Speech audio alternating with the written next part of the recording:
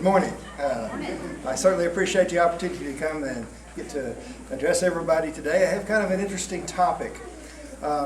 If you had a time machine, if you somehow invented a time machine and you could go back 1 year and look me up and tell me that in 2018 I was going to be talking about the assassination of President Kennedy, I would have said you're crazy. I probably would have bet you $1,000 that would not be the case. I've really had no interest in it, never really thought about it that much. It just wasn't something on my radar. Thank goodness none of you have time machines, because today I would like to talk to you about that very topic. Now, a good movie, a really good movie, one of my favorites is called A Few Good Men. It takes place mostly in a courtroom. It's got this ensemble cast of really good characters. And Kevin Bacon plays the prosecuting attorney. And his character starts out his opening statement by saying, "These are the facts of the case. They are not in dispute." And that's kind of where I want to begin today. Just to look at a few facts before I get into some of the interesting things, because most of the things about the Kennedy assassination are in dispute. Everybody talks about how many bullets were fired, whether they were fired from the front or from the back, who was the umbrella man, who was the lady in the polka dot dress. You know, there's all these different things. But there are some basic elements to the case that remain undisputed. So, to get started, these are the facts of the case. They are not in dispute.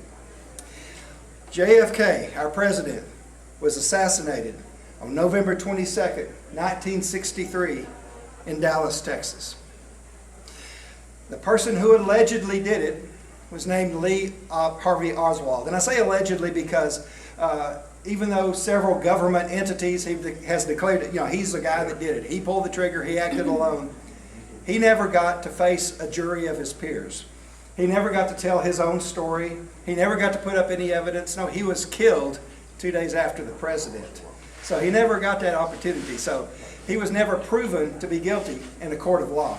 But let's look at this guy. Let's look at this mastermind to the plot to kill the most powerful man in America. The guy that put this insanely complex plot together. Who was he? Well, he was a high school dropout. He dropped out of school in the 10th grade. And he joined the Marines. And in the Marines, he learned how to shoot. And a lot of people hang their hat on this. A lot of people say, yep, that's where he got that training. Well, in the Marine Corps, you get training to use a rifle, and then you have to qualify. And they give you one of 3 levels. The bottom level is marksman. The second level, the middle, the average, is sharpshooter. And the top is expert. After his training, he did his qualification, and he came a few points above the average level of sharpshooter. Later in his career, he had to qualify again. He dropped down to the bottom tier of marksman. Well, during his time in the Marine Corps, he was court-martialed twice. Once for accidentally shooting himself in the elbow with a .22 pistol. When he got out of the Marines, he showed no career aspirations, no initiative. He kind of bounced from job to job, no real purpose in life. But this guy who masterminded the assassination of President Kennedy left out one important element. He didn't have an escape plan. Now, it looks like if you went to all the trouble to plan the killing, to plan the assassination, to do everything, where he was going to be, when it was going to happen, you'd figure out some way to escape. I mean, in those days, in the 1960s, there was no security at airports. There was no showing your ID. There was no going through your luggage. He could have easily had plane tickets and gone to Russia or gone to Cuba. He could have gotten in his car and driven across the border down to Mexico. He could have gotten on a train or a bus anonymously and just disappeared into some other part of the country. But the man who did all these incredible planning things to get the president killed left that completely out. In fact, when they arrested him, he was in the Texas Theater in Oak Cliff, Texas, a suburb of Dallas. He was watching a double feature war movie, Cry of Battle and War is Hell. So he was just at the movie when they got him. I find that interesting. Well, meanwhile, President Kennedy was pronounced dead at Parkland Hospital at 1 p.m. Central Standard Time. So what had happened? A murder had been committed in Dallas County. That means the person responsible for taking charge of the body and starting the investigation was the county coroner. That was his job. That was his responsibility. That was his duty. So he happened to have offices there at Parkland in that complex. So he went down to where the body was to go ahead and take possession of it and start what he was supposed to do. When he attempted to do this, the Secret Service agents threw him up against the wall, guns drawn. The president's body was instead illegally loaded onto Air Force One and taken to Washington. Now, an autopsy was done. And you would think this is pretty important. From the autopsy, they could figure out the trajectory of the bullets and where they came from. Were they all fired from the same weapon? This is probably, arguably, the most important autopsy that had ever been performed in our country's history at that point. So who did they choose to do it? 3 military officers. 2 of the 3 officers were not even forensic pathologists. They had never performed an autopsy that involved a gunshot wound. The 3rd was a forensic pathologist, but he had never served in the capacity of coroner, so it was never his day in, day out job to perform autopsies. Dr. Cyril Wicht, one of the foremost forensic pathologists in the country today, he wrote that of the 3 men that were in that room assigned to this task, not a single one of them had the education or training or experience to do this task. Well, less than 72 hours after the president was killed, the director of the FBI, J. Edgar Hoover, announced to the nation, Lee Harvey Oswald killed President Kennedy, and he acted alone. No investigation had been completed at that point. They were still just gearing up the investigation, but he announced that as fact. These are the facts of the case. They are not in dispute. So, why am I here today? Well, last year in the springtime, I was sitting at home working.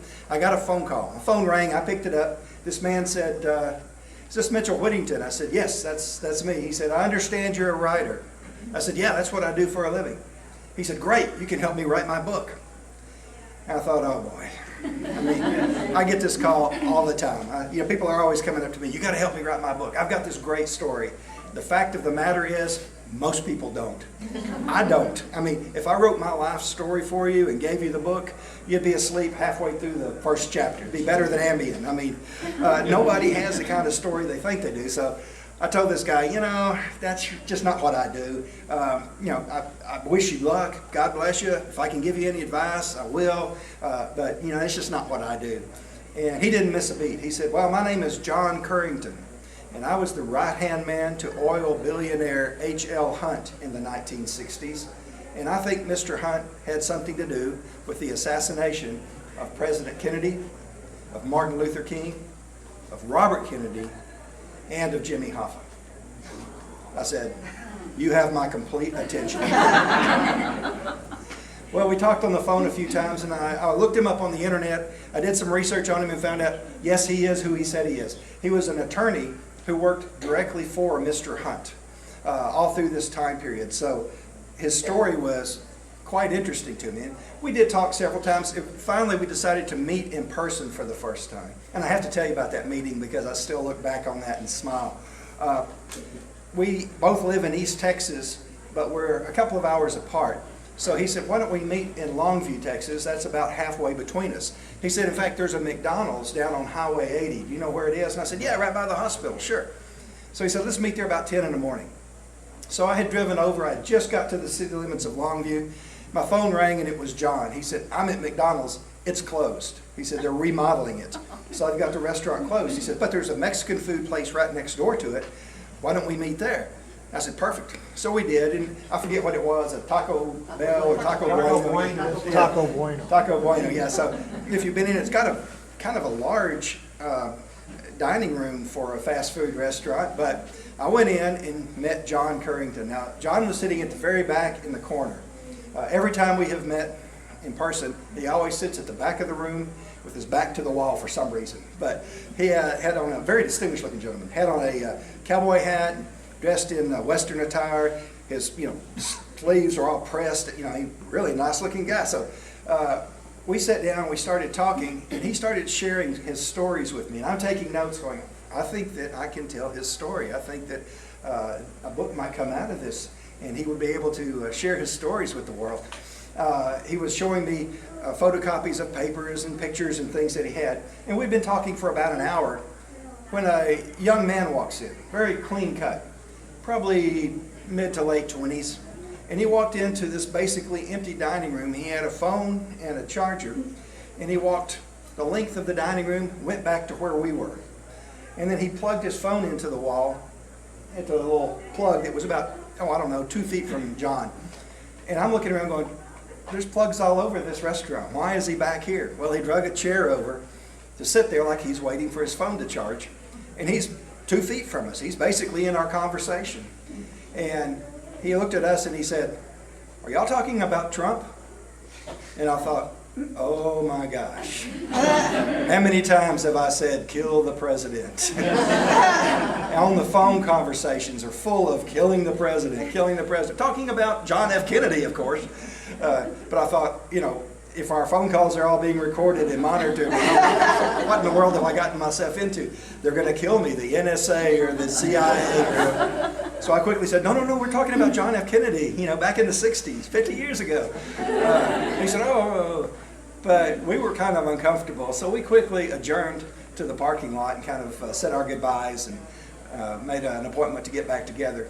And the whole way home from Longview, I was looking in the rearview mirror going, what have I gotten myself into? I can report that is the one and only weird thing that happened like that. So maybe that was just a coincidence. I don't know. But I did start working with John. We worked together for about a year. And one of the things that he wanted me to know before he told me about how he thought Hunt was involved in these things, he said, you have to understand who Mr. Hunt was. So I began to do research on him. And Mr. Hunt, H.L. Hunt, was an interesting guy. He was an oil billionaire. He was called the richest man in the world at the time. So the concept of money didn't even exist for Mr. Hunt. There is nothing out of his reach. There is nothing he can't have. There's nothing he can't buy. I can't even go there in my mind. And, probably all of us, when it's time to buy a new car, we start thinking, okay, how are we going to finance it? Where are we going to buy it? Where's the best place? Where can I get the best price? It's a huge deal. For him, he could buy new cars like I buy Tic Tacs at the grocery store. I mean, no problem at all. He is that rich. He built a replica of George Washington's Mount Vernon house on White Rock Lake in Dallas. Nothing was out of his touch. But he also had some quirks, like he drove himself to work every day. He didn't have a limousine and a chauffeur. He carried his lunch to work every day in a brown paper bag. Kind of an interesting guy. John told me a lot of stories about him, and I put a whole chapter in the book just about Mr. Hunt and different stories about him to make you understand how he thought and who he was. I can tell you one that is kind of my favorite. Mr. Hunt owned all these oil fields and had all these interests in the oil business. And he had people that worked for him that would routinely go out and buy millions of dollars worth of oil field equipment without consulting him. That was their job, and he trusted them to do that. But Mr. Hunt one day lost his pocket knife. And he told John, he said, I've lost my pocket knife. I don't know what to do. And John, his right-hand man, said, what I'll do, I'll go downtown and get you a pocket knife. Now, Hunt Oil at the time had offices in a bank building. They had 2 floors. And then they had the same 2 floors in an adjoining building, and there was a walkway between them. So they had big offices, but they were in downtown Dallas, and there happened to be a hardware store in downtown Dallas. John said, I'm going to go down and get you a pocket knife. Mr. Hunt said, I wouldn't trust anybody to buy me a pocket knife.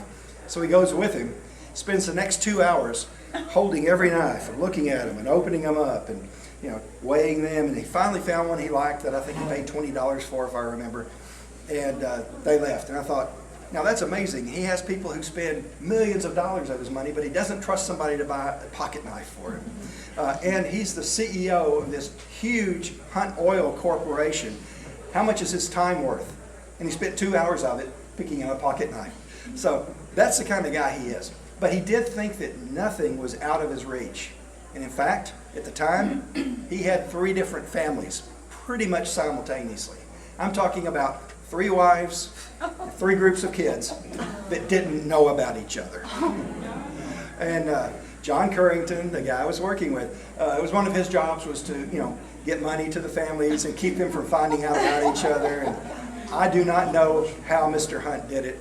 I don't know why Mr. Hunt did it.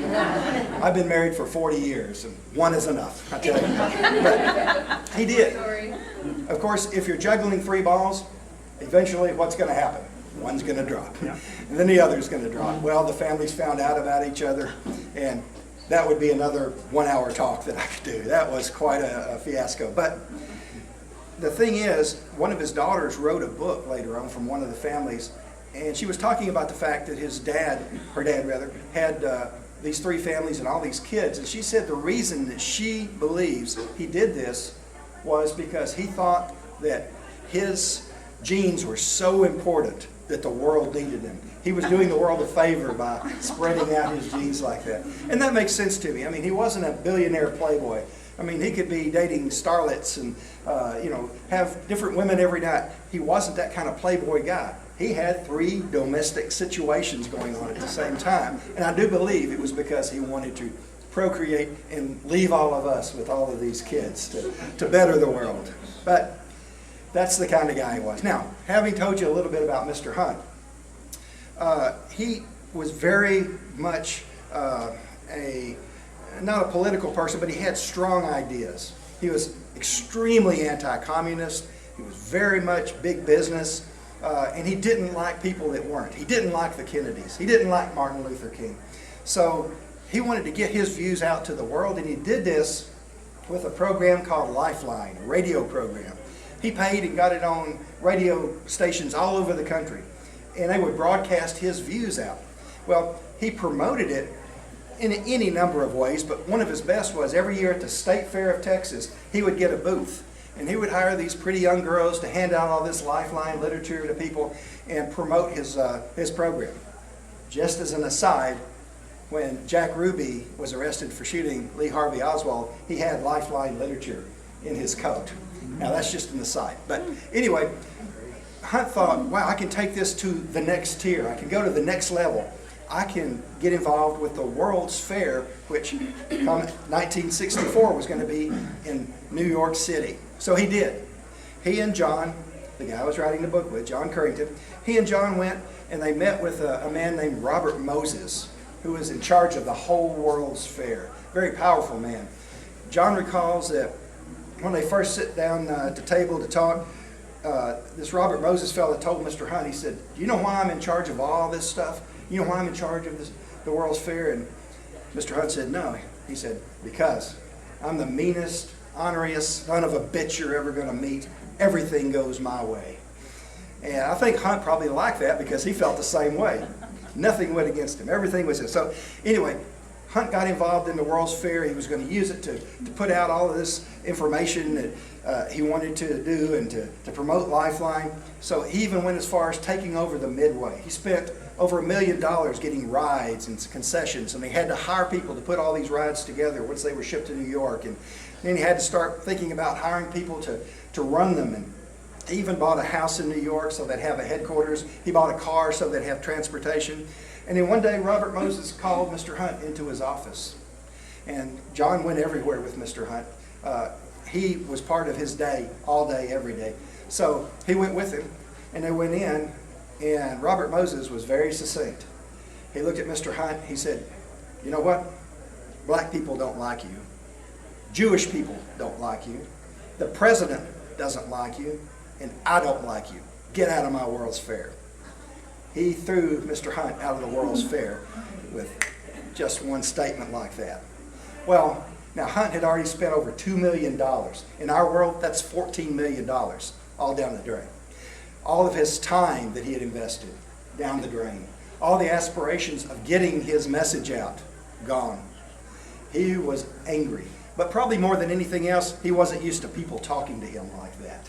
So, when they left, Mr. Hunt immediately told John, get LBJ on the phone. Now, Lyndon Johnson was the Vice President of the United States at that time, and it wasn't lost on me how interesting it was that I have spent all this time writing a book, sitting across the table with this guy that could pick up the phone and get LBJ on the phone, or get LBJ's people on the phone, or get J. Edgar Hoover on the phone, or get his folks on the phone. So anyway, John picked up the phone, got LBJ on the phone, gave it to Mr. Hunt. Mr. Hunt said, here's what happened, and started explaining it. LBJ said, I already know about it. There's nothing I can do to help you. He said, this comes from higher up. Well, there's only one office higher than the Vice President, and that's President of the United States. So Mr. Hunt knew that John F. Kennedy had put the kibosh on his participation in the World's Fair, probably because he used Lifeline to trash Kennedy occasionally.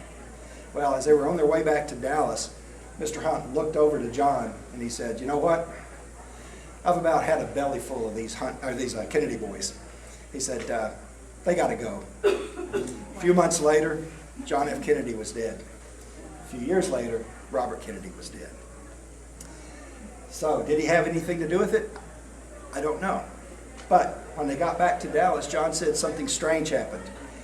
Mr. Hunt called him in. He said, I need to get $70,000 to Chicago. John assumed he would be carrying it. He was a person that moved a lot of money around for Mr. Hunt. And this is the 1960s. You would just go buy an airplane ticket and then go get on the plane. There was no security. There was no going through your bags. So he transported money all the time for Mr. Hunt. He assumed he would be carrying this money, but Mr. Hunt said, no, I want somebody else to do it. He found another person to do this. He wanted a third person. John doesn't know why, but it could be that he wanted somebody to distance himself from this money, or he didn't want anybody to see John doing it because John was well known as his right-hand man. So they transported this, they found somebody to transport to $70,000, which was a lot of money in those days, to Chicago. John, who knows everything about Mr. Hunt's business, he knows his schedule, he knows everything about him, and he doesn't have any idea why the money was sent there or who it went to. But it's not lost on me that Chicago was a center for a lot of illegal gangster activity at that time. Well, a few months later, President Kennedy was assassinated. John said he and Mr. Hunt were standing at the window and they saw the motorcade go by. They both went to their offices, went back to work. John got a call from a friend of his. The president's just been killed. He went in and he told Mr. Hunt. Mr. Hunt didn't react. He was like, okay. Didn't get excited, didn't call all his friends, nothing, but he thought, all right, that was probably typical. But then the next day, Saturday morning, Mr. Hunt called John. He said, I need you to do something for me. I need you to go down to the Dallas Police Department, find out what kind of security is around the person that assassinated the president. Find out what they are doing with Oswald, what kind of security they have there. I need to know. Report back to me. And John said, okay, and he was trying to figure out how he was going to do there, what kind of excuse he would use to get in. And coincidentally, his housekeeper called him, the guy or lady that had been his housekeeper for years. She called him and said, Mr. Currington, my husband was arrested for DWI. Can you get him out? Well, John was an attorney, like I'd said earlier, so even though he didn't have a practice, he did have his license. So he said, yes, I can. So that gave him a reason to go down to the Dallas Police Department. John said that to bond somebody out for a DWI, you had to go back and forth between the courthouse and the police department. You first had to go register as the attorney of record for the accused, and then you had to go see if you could arrange bail, then you had to go back to... So he was in and out of the police station several times, and he said nobody stopped him, nobody checked his ID, nobody looked to see what was in his briefcase. It was business as usual. On one of the trips, he was taking the elevator up, and it opened up, and here was a police officer that he knew who was escorting Oswald. Lee Harvey Oswald was standing right there. The police officer looked at him and said, John, how would you like to meet the son of a bitch that killed the president? So when he finally got his housekeeper's husband out, he went back and he called Mr. Hunt, and he said, there is no security around him. It's just normal activity there. They don't have any extra guards. They don't have anybody stopping people when they come in. Nothing. And Mr. Hunt said, okay, have Joe Savello come see me at 6 o'clock tomorrow morning. Now, Joe Savello was the head of the Dallas Mafia. They were an extension of the New Orleans organized crime family. And Mr. Hunt knew Joe Savello. In fact, Joe Savello owned a liquor store at the entrance to Love Field. There was no DFW airport. There was only Love Field at the time. And there was a big liquor store at the entrance. And Joe Savello owned that. Not that he needed money. He did quite well with his organized crime family. But they used it to launder money. So John Currington said that several times he and Mr. Hunt would go there just to visit with Joe Savello. And he wasn't a friend of Mr. Hunt's, but he was a good acquaintance. And he liked to bounce ideas off of him. One idea that Hunt was toying with was the idea of having what John called a kill squad. And he planned it out where he would have the ability to remove certain people, be they political or business or whoever was in his way. And he had an ingenious way to do it. He came up with the idea of having 3 different groups of people. The first one would actually decide who needed to be gotten rid of to further Hunt's efforts. And the second group would figure out what the best way to get rid of them would be, and the third would actually do the deed. But these 3 groups would not know about each other. The information would simply flow between them. So it really compartmentalized everything. Brilliant way to do that if you were going to, I guess. But John said they were visiting Joe Savello one time, and Mr. Hunt said, if I was going to kill somebody, how would I do it and not have it traced back to me? And Joe Savello said, well, that's easy. He said, one of 2 ways. Either once the deed is done, you found a killer and he has assassinated whoever you want to get rid of, then kill the killer. That way he's silent. He said, the other thing is, have the killer plead guilty. That way there's no investigation. It doesn't go back to you. And he takes the fall. And make whatever arrangements you need to make that happen. Well, John just told me that in passing, but it wasn't lost on me that that's what happened with the assassination of the President Kennedy and then also Martin Luther King. President Kennedy, Oswald, was killed. With Martin Luther King, James Earl Ray, can't talk. I'm a writer, but I can't talk. James Earl Ray pled guilty, and Mr. Hunt was involved in that as well. I don't have time to tell you the whole Martin Luther King situation, but that's a whole other section in the book. I just wanted to stick to Kennedy today because I do have limited time. But anyway, so, John had been in front of Joe Savello many times, so he called him and he said, tomorrow morning, Sunday morning, Mr. Hunt wants to see you at his house at 6 a.m. So the president had been killed on Friday. This was on Saturday. So John set it all up for Sunday morning for Joe Savello to go see Mr. Hunt. And John went about his normal day. He went to church. He and his family attended the First Baptist Church downtown Dallas. And Dr. Criswell, the pastor at the time, was standing up there on the podium, giving his sermon, preaching, reading the Bible. And a man walks out onto the podium and hands Dr. Criswell a piece of paper. And Dr. Criswell unfolded it, looked at it for a second and said, I should probably tell you that Lee Harvey Oswald has just been killed. John was sitting out there listening to that. He said at that time he didn't connect all the dots. He didn't put 2 and 2 together. But looking back, it sure looks interesting. The other thing I wanted to tell you about today happened just a couple of weeks after that. This was another Saturday. John was sitting at home and he got a phone call from Mr. Hunt. Mr. Hunt said, I need you to go into the office. Well, they worked a lot of Saturdays. This wasn't unusual. But his request was, he said, I want you to go into the office and I want you to go through the 2 floors on the bank building side and find any of our employees that are there and send them home. He said, then I want you to go down and stand in the lobby and anybody that comes in from our company, send them home immediately. John said, okay, so he did that. He was walking around the 2 floors, sending everybody home that happened to be there. One thing he thought was interesting, if you remember, I told you that they had another building with the same 2 floors and there was a walkway connecting them. That walkway had never been closed. John said, in all the years I'd worked for Mr. Hunt, I had never seen that walkway with the door closed. That morning, the door was closed and locked. So the other building was isolated from them. Well, he got the 2 floors cleared. He went down to the lobby. He said he was standing in the lobby. A couple of their people came in, and he turned them around, sent them back home. And then finally, Mr. Hunt walked in. He got on the elevator. He rode up. He didn't even speak to John. So as John waited, a car pulled up, a black car, and a lady got out. He said it was Marina Oswald, the widow of Lee Harvey Oswald. He said she was very recognizable. After the situation a couple of weeks before, her picture was in every newspaper, it was in every magazine, it was on TV. He said there's no way you wouldn't recognize her, anybody would. He said she walked in, she didn't even acknowledge him. She walked over to the elevator, she got in, and he said, I couldn't see from my vantage point, exactly what floor she went to, but I just stood there. And about 20 minutes later, she came out. She walked across the lobby, she got into the black car, and he said, I stepped around so that I could see the car a little bit better, and it had U.S. government plates. They drove Marina Oswald off, and then just a few minutes later, Mr. Hunt comes and leaves, and John went home.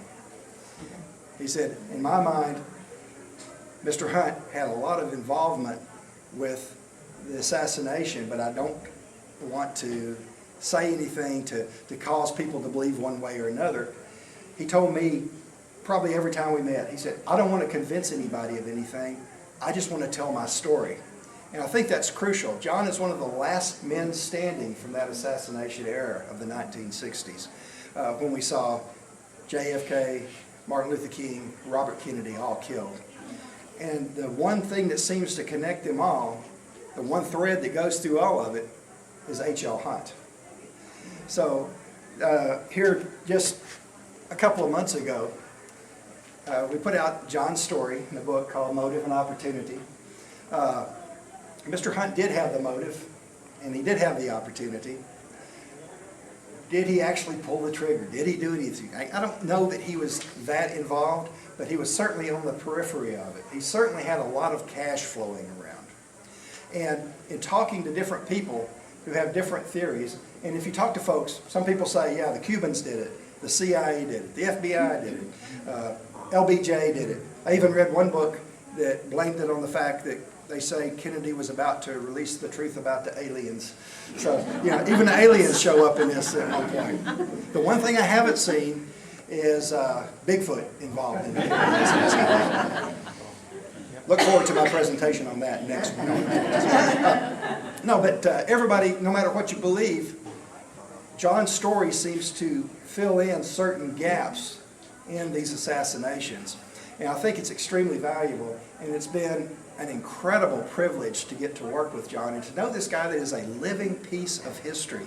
And I talk to him still about once a week, and it occasionally blows my mind that I can still talk to this guy who is right there. And he has these stories that now we've recorded for posterity, and I hope that as you are looking into the Kennedy assassination, you look at these and they might actually fill in a few of the gaps as to what have happened. Well, thank you guys very much. I really appreciate it.